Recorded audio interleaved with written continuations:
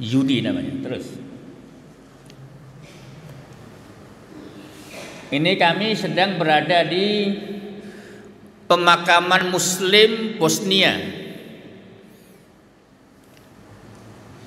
Pembantaian terhadap laki-laki Muslim di Bosnia, lebih dari 8.000 laki-laki Muslim dibantai oleh tentara Serbia. Nah, itu makamnya. Terus di makam itu ada kata-kata Al-Fatihah. Ya, kelihatan? Saya nanya, Ustadz, sama MUI Bosnia, Syekh, itu kenapa setiap makam di Bosnia itu selalu ada tulisan Al-Fatihah? Dia menjawab, agar orang yang ziarah ke pemakaman itu minimal kirim doa Al-Fatihah untuk penghuni makam itu. Di Bosnia itu mazhabnya adalah mazhab Hanafi, Imam Abu Hanifah. Terus, nah, sebelah ujung kiri, paling kiri itu napi teroris dari JI, Jamaah Islamiyah, anak buahnya Ustadz Abu Bakar Ba'asyir. Dia kena kasus peledakan bom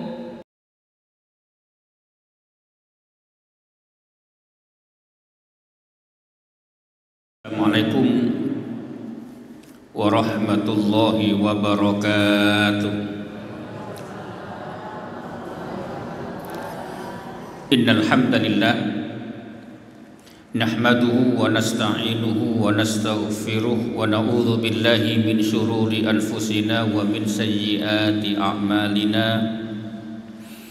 Man yahdihillahu fala mudilla lahu wa man yudlil fala hadiyalah. Asyhadu an la ilaha illallah wahdahu la syarika lah wa asyhadu anna Muhammadan abduhu wa rasuluhu la nabiyya ba'dah. Amma ba'd. Yang saya hormati dan insyaallah dimuliakan Allah Subhanahu wa taala, Bapak Ibu sekalian, hadirin hadirat rahimakumullah, para guru yang kami muliakan. Di depan ada foto rapat ketika mau tugas ke beberapa negara. Terus kemudian yang kedua itu foto diambil oleh teman untuk persiapan menghadapi napi teroris kelas 1 di LP Cipinang, Jakarta. Persiapan menghadapi narapidana teroris. Terus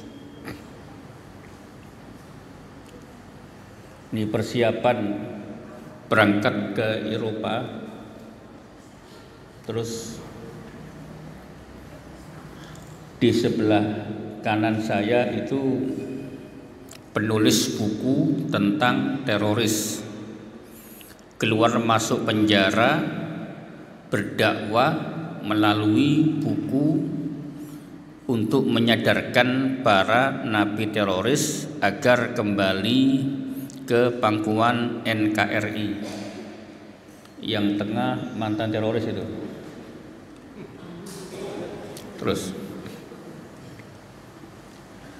itu gelap bukan karena fotonya atau handphonenya rusak, tapi karena memang foto itu diambil selepas salat subuh di Masjid Umar bin Khattab di Bethlehem. Bethlehem itu tepatnya ada di Palestina. Yang tengah itu teroris asal Lampung. Yang tengah. Jadi diapit oleh Imam Masjid Umar bin Khattab dari Palestina. Kemudian sebelahnya jenderal polisi namanya Ken Setiawan. Terus, nah ini jelasnya itu. Nah sebelah kiri saya itu napi teroris asal Lampung dari gerakan NII. Jadi NII, Negara Islam Indonesia. Nah sebelah kanan, nah itu orang ganteng. Terus kata saya, di tengah itu mantan pelaku bom Bali 12, namanya Muhammad Ali Fauzi. Keahliannya membuat bom, belajar bikin bom di Afghanistan. Punya kakak namanya Amrozi, Ali Ghufron, dan Ali Imron. Nah dia Ali Fauzi, Ali Imron, Ali Ghufron, Amrozi, Ali Fauzi. A semua depannya. Kakak adik. Kakaknya Amrozi hukum mati. Yang Ali Imron hari ini masih di LP, kena hukuman seumur hidup, pelaku bom Bali. Terus, nah, yang sebelah kiri pakai dasi Kolonel Chang. Kalau di polisi itu Kombes Pol. Kemudian yang sebelah kanan Dr. Mahmud Amir, asal Sukoharjo. Dia mantan teroris asal Afghanistan. Nih, pangkatnya kolonel waktu menjadi mujahidin di Afghanistan. Beliau punya anak 3. Yang 2 ikut ISIS, yang 1 sekarang masih di Indonesia. Nah anak yang 2 itu, anak yang pertama sudah mati, ditembak oleh pasukan Syria, sudah mati. Anak kedua masih mendekam di penjara Pakistan karena terlibat teroris ISIS. Saya tidak punya dan tidak boleh membawa foto kedua anaknya. Tapi kalau foto yang bersangkutan boleh. Saya mendapatkan izin. Jadi yang sudah saya share ini itu mendapatkan izin dan boleh. Tujuan awal dia berangkat ke Pakistan itu untuk studi, kuliah S1, ngambil teknik informatika. Tetapi ketika sampai Pakistan ikut pengajian yang salah. Akhirnya kedua anaknya tergabung dalam ISIS di sana. Terus di samping sebelah kanan saya itu Musailimin, teroris asal Nusa Tenggara Barat, tepatnya di kota Bima, NTB, dari kelompok JAD, Jamaah Ansarud Daulah, teroris. Yang tengah-tengah dosennya teroris, dosennya. Terus nah ini yang ganteng nih. Ini yang ganteng yang mana kira-kira? tengah ngeledek itu, nggak jujur itu. Ibu nggak jujur. Itu namanya Yudi Zulfahmi sebelah kanan. Dia teroris asal Aceh. Gelarnya MSI, SIP, SIP S1-nya, MSI S2-nya, PNS.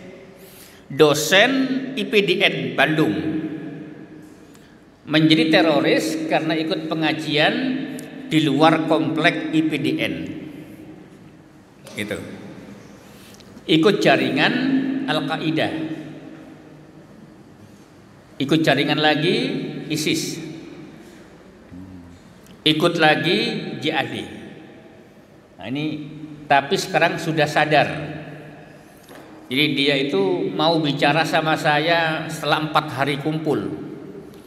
1 hari nggak ngomong, 2 hari nggak ngomong, 3 hari nggak ngomong, baru 4 hari mau ngomong. Itu asal Aceh.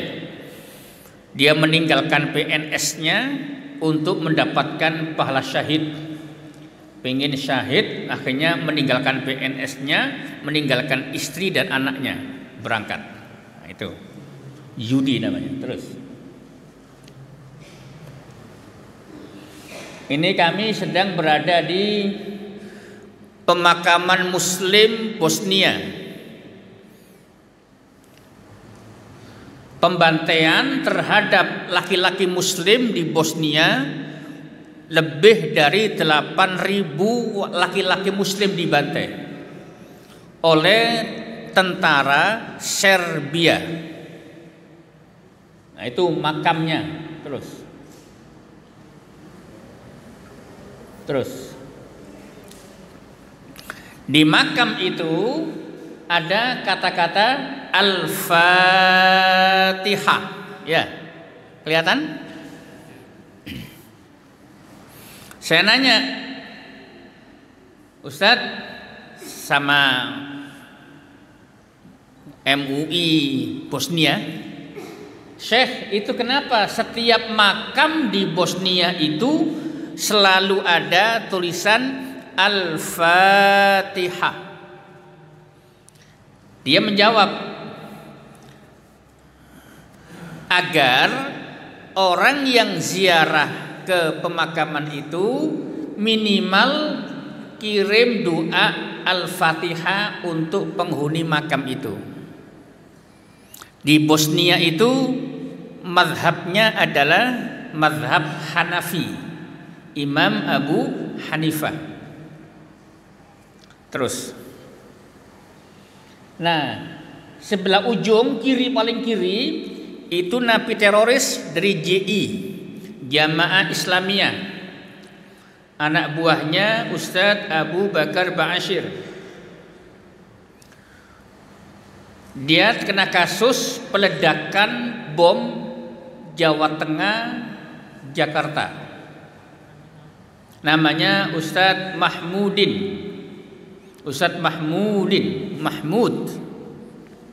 terpuji artinya, tapi perbuatannya tidak Mahmud. Kenapa? Ngebom. Itu. Terus. Nah ini saya memberikan kuliah kepada para petinggi polisi, Polri, pangkat Kombes, Brigjen dan Irjen Pol bintang 2, menjelaskan tentang bagaimana pergerakan radikalisme di dunia dan di Indonesia. Terus. Nah, ini beberapa Kamis yang lalu, saya berada di LP Cipinang kelas 1, narapidana teroris kelas 1 di LP Cipinang. Jadi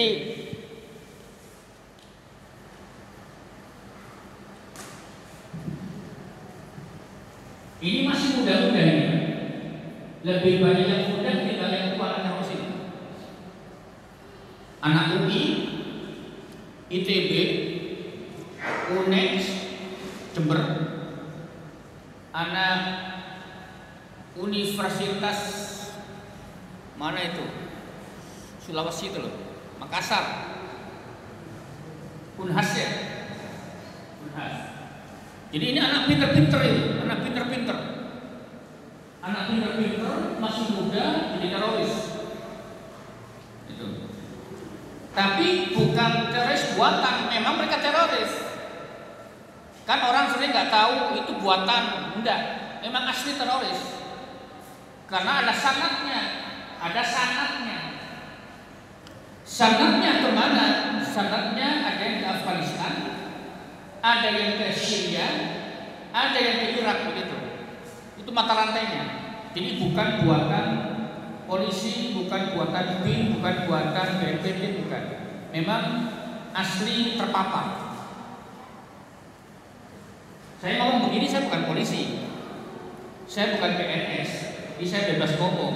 Tetapi untuk kepentingan bangsa dan negara, terutama untuk Islam, jangan sampai tercoreng dengan isu-isu itu. Terus, nah, nomor 2 sebelah kiri itu yang pakai baju merah itu namanya Irfan Yudiarto, ahli bikin bom, asal Jember, Jawa Timur.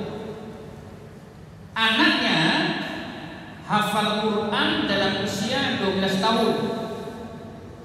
Sekarang anaknya sudah hafal 5.300 hadis. Saya yakin di Kabupaten Bekasi belum ada ustadz, kiai, syekh siapapun yang hafal insya Allah 5.300 hadis, belum ada. Kalau di kota Bekasi ada. Siapa?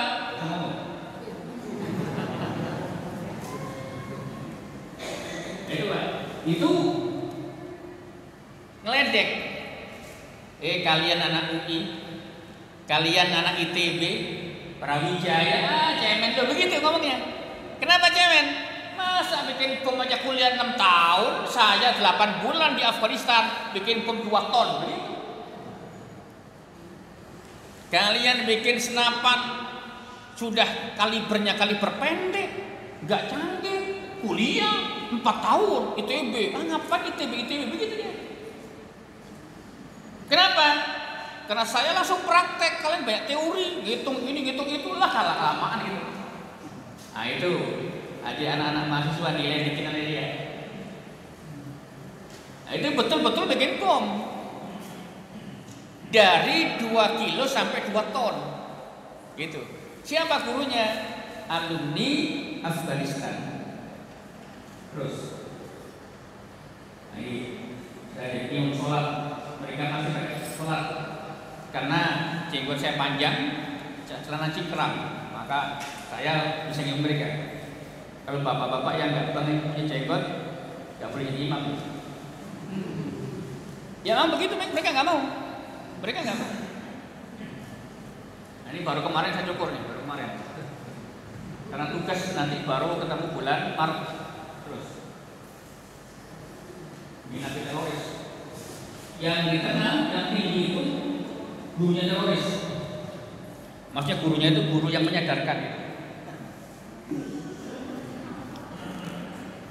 Terus, ya terus. Nah itu polisi yang jadi teroris sebelah kiri. Terus udah.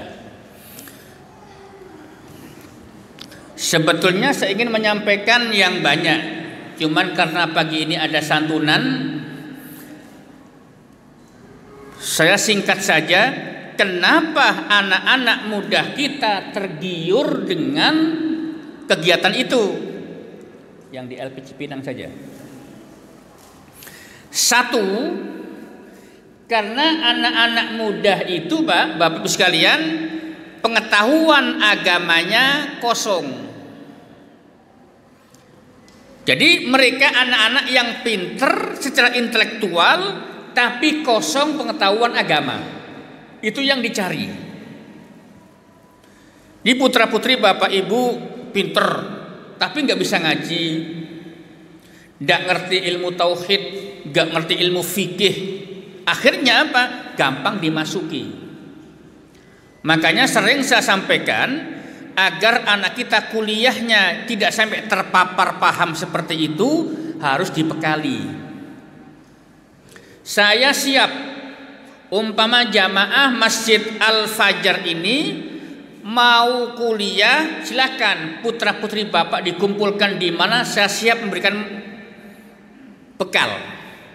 Kalau kuliahnya di ITB, UI, IPB, Brawijaya, UNER dan seterusnya, saya siap membantu memberikan pemahaman, jangan sampai putra putri kita, anak-anak muda kita terpapar seperti mereka. Seperti yang di luar negeri tadi.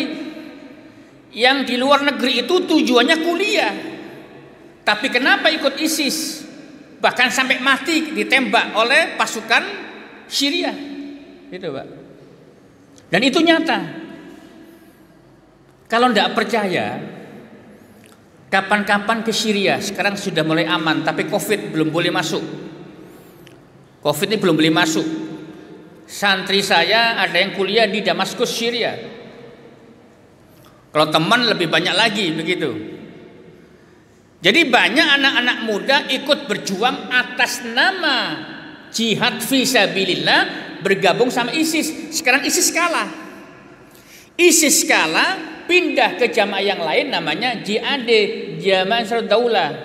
Dan maaf, bulan Agustus kemarin Densus 88 menangkap 15 teroris asal Kabupaten Bekasi, Cikarang, kemudian Tambun, terus Cibitung.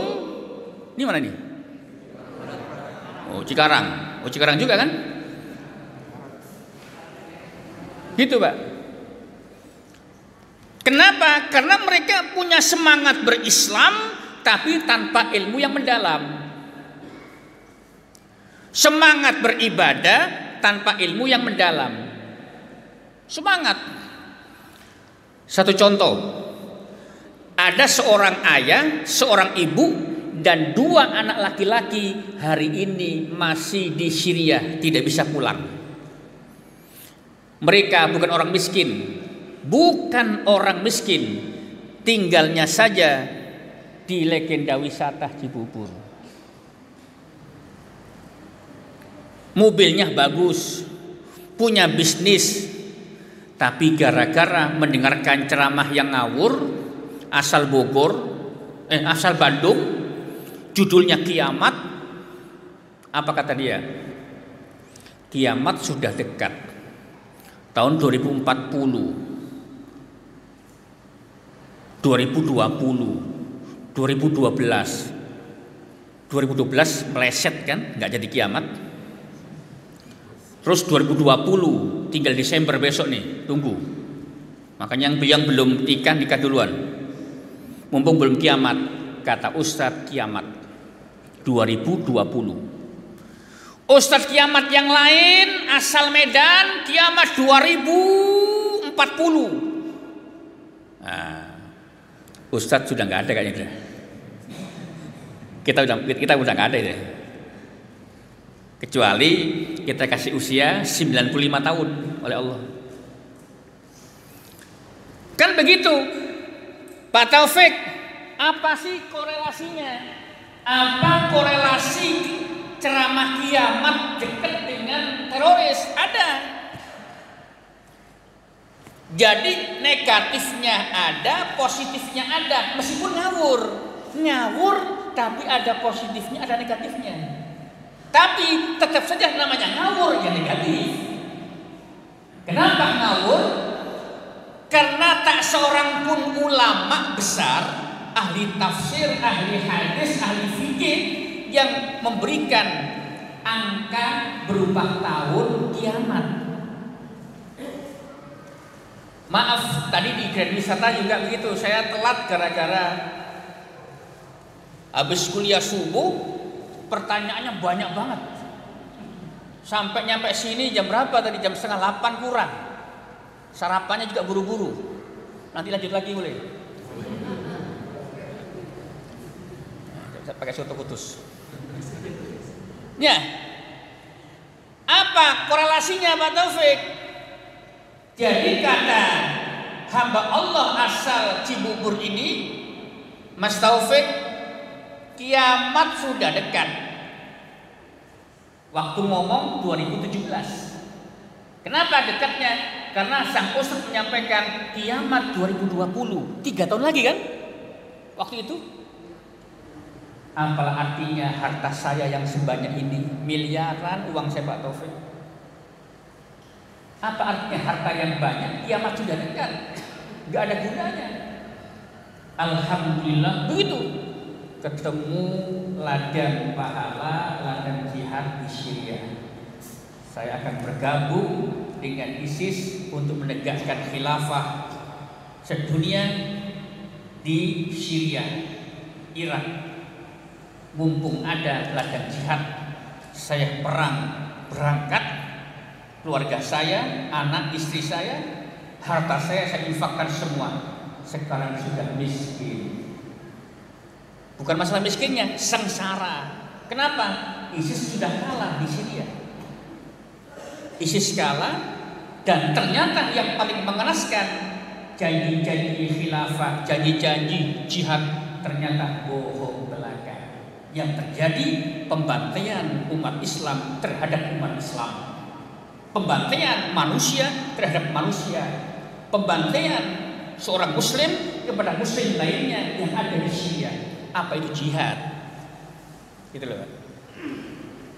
Kalau jihadnya melawan Israel, ayo Israel, tapi nggak semua Israel yang kurang ajar. Itulah. Kenapa di Israel pun banyak masjid, banyak yang Islam begitu. Jadi Palestina Israel itu penjajahan negara. Kayak bangsa Indonesia dijajah Belanda, Jepang, Portugis, Inggris gitu loh. Nah kan tetap ada orang Belanda yang Muslim ya kan, tetap ada orang Jepang yang Islam meskipun nggak banyak. Jadi bukan atas nama manusianya, tapi atas nama negara yang menjajah itu misalnya. Itu nggak ada masalah. Ini enggak, orang Islam menembaki orang Islam. Bahkan yang mengenaskan, orang Islam dari pesawat mengebom seorang guru besar tafsir dan syariah yang bernama Profesor Dr. Syekh Muhammad Ramdan Al-Buti, dibom dari atas pesawat, mati di depan masjid Damaskus pas ngisi kajian tafsir Al-Quran. Siapa yang mati? Siapa yang ngebom? Yang ngebom Islam, Allahu Akbar. Yang dibom masjid tafsir, mana yang salah? Itu kan. Tadi agak panjang di wisata ya tadi karena banyak pertanyaan. Itu. Oleh karenanya ketika anak kita mau kuliah di fakultas umum, kasih bekal. Salah satu di antaranya tadi bekal tentang akidah, perbandingan akidah, biar tahu mana akidah Islamiyah yang benar dan yang melenceng, mana syariat yang lurus dan yang melenceng. Begitu.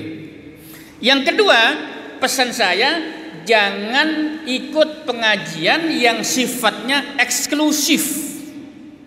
Eksklusif. Ikut saja yang umum. Yang umum-umum saja. Apa yang umum itu? Jika dia anak Muhammadiyah, ikutlah IPM, Ikatan Muda Muhammadiyah, Ikatan Pemuda Muhammadiyah, atau IMM, Ikatan Mahasiswa Muhammadiyah. Kalau dia orang NU, ikutlah PMII, Pergerakan Mahasiswa Islam Indonesia. Atau NU Persis Muhammadiyah jadi satu, ikutlah HMI, selesai. Tidak perlu ikut yang macam-macam. Jadi kalau murni NU ikut PMII, murni Muhammadiyah IMM, yang gado-gado tapi resmi HMI, selesai. Gitu. Kalau ikut pergerakan yang lain bahaya. Gitu. Nah yang ketiga, orang tua harus peduli, Pak. Jangan masa bodoh. Yang ketiga, orang tua peduli dengan apa? Sering melihat, sering komunikasi dengan putra-putri kita. Nah, di mana kegiatan kuliahmu? Kenapa? Karena banyak anak mahasiswa pulang-pulang ke rumah justru memusuhi orang tuanya. Pulang ke rumah justru mengambil uang bapaknya. Kenapa? Alasannya halal. Untuk apa? Infak. Kok demi infak sebuah kelompok tertentu dihalalkan. Nah, ini yang berbahaya. Ini pelanggaran syariat. Gitu, Pak. Jadi yang pertama kita bekali akidah. Mana akidah yang benar dan yang tidak benar. Ya kan? Yang kedua, bekali syariat. Mana syariat yang benar dan yang tidak benar. Yang ketiga, orang tua harus peduli dengan intensif, sering bertanya, sering komunikasi, memantau apa yang dikerjakan putra-putri kita. Jangan percaya begitu saja. Masuk liberal jangan, masuk radikal jangan. Dua-duanya nggak ada bagusnya. Liberal, nanti anak kita namanya Joko menikah dengan Jody, berbahaya. Anak kandung kita namanya Feni menikah dengan Siti, bahaya. Ini liberal, ya kan? Tapi yang radikal pun juga jangan. Terakhir, Bapak Ibu sekalian, handphone ini bisa positif, bisa negatif. Tergantung kita memakai. Untuk menipu bisa, untuk beramal soleh bisa.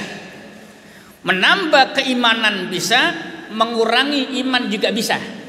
Dua-duanya bisa, negatif, positif, dua-duanya di sini bisa. Oleh karena itu yang terakhir pesan saya, jangan mudah percaya, terprovokasi oleh informasi-informasi yang provokatif sifatnya. Cross check dulu. Lebih banyak bertanya kepada banyak pihak atau lebih baik diam, nggak berkomentar, ketimbang berkomentar langsung share saja. Nah, kehancuran Arab Spring terjadi disebabkan karena handphone ini. Arab Spring yang terjadi di banyak negara Timur Tengah. Kenapa? Informasi yang begitu mudah diakses sehingga sering orang tidak mengecek benar tidaknya, langsung percaya, langsung bertindak, akhirnya tindakannya melanggar hukum Allah dan hukum negara. Barangkali itu yang dapat saya sampaikan, nanti kelanjutannya pada bulan berikutnya, karena sekarang ada santunan yatim piatu. Terkait itu mudah-mudahan yang ikut andil dalam santunan yatim piatu, fakir miskin, baik secara langsung berupa uang atau tenaga atau pikiran, mudah-mudahan dicatat oleh Allah sebagai amal soleh. Nah, yang kedua, di samping amal soleh, janji Rasulullah bahwa ana wa kafil yatimi fil jannati ma'i. Aku, kata Nabi, bersama orang yang menyantuni anak yatim bersamaku di surga. Maka mudah-mudahan Bapak Ibu yang turut andil nanti masuk surga bersama Rasulullah Shallallahu Alaihi Wasallam. Yang terakhir untuk DKM dan yayasan, masukan saja, tapi mudah-mudahan sudah. Apa itu? Anak yatim piatu tidak hanya makan setiap bulan Muharram. Anak yatim piatu tidak hanya jajan setiap bulan puasa Ramadan. Tapi anak yatim piatu setiap hari makan 3 kali, pendidikan setiap Senin sampai Jumat misalnya, ngaji seminggu penuh dan seterusnya, dan butuh pendidikan agama yang matang. Maka DKM, yayasan manapun yang hari ini ada di sini, minimal satu masjid misalnya memesantrenkan 5 anak dari SD sampai perguruan tinggi, umpama ternyata setelah kuliah ini bakatnya IT, ini bakatnya ekonomi, oh ini bakatnya ilmu politik, oh ini bakatnya ilmu agrobisnis misalnya, tetapi orang yang ahli di bidangnya namun agamanya kuat, sehingga insya Allah nanti bisa mengentaskan kemiskinannya di masa lalu. Yang dulunya miskin, yatim, menerima, nanti ke depan memberi, sehingga angka kemiskinan berkurang bukan bertambah. Jangan bangga tahun lalu kita menyantuni 1.000 Pak Ustadz, hari ini alhamdulillah 2.000. Jangan bangga, tahu miskin berarti. Yang bangga itu tahun ini 1.000, tahun depan 500, itu harus bangga. Kenapa? Ternyata yang miskin berkurang. Lah kita enggak. Alhamdulillah Pak Ustadz, tahun lalu kita menyantuni 500, tahun ini 700 Ustadz. Alhamdulillah. Oh, itu bukan alhamdulillah. Innalillah. Kan begitu Pak. Oh, semakin banyak orang miskin senang itu loh. Itu doa yang kurang baik. Makanya salah satunya adalah bagaimana mereka berpendidikan tinggi, sehingga dengan modal ilmu itu insya Allah anak yatim kita ke depan menjadi orang yang cukup. Tidak kaya tapi cukuplah begitu. Syukur-syukur menjadi orang yang kaya, yang bisa memberikan donasi kepada yang lain. Barangkali itu kita berdoa kepada Allah Subhanahu wa taala, mudah-mudahan kita semuanya sehat wal afiat, barokah dan mulia dunia hingga akhirat. Bismillahirrahmanirrahim. Alhamdulillahirabbil alamin, wassalatu wassalamu ala sayyidil mursalin sayyidina wa maulana Muhammadin wa ala alihi wa sahbihi ajmain. Allahumma ighfir lil muslimina wal muslimat wal mu'minina wal mu'minat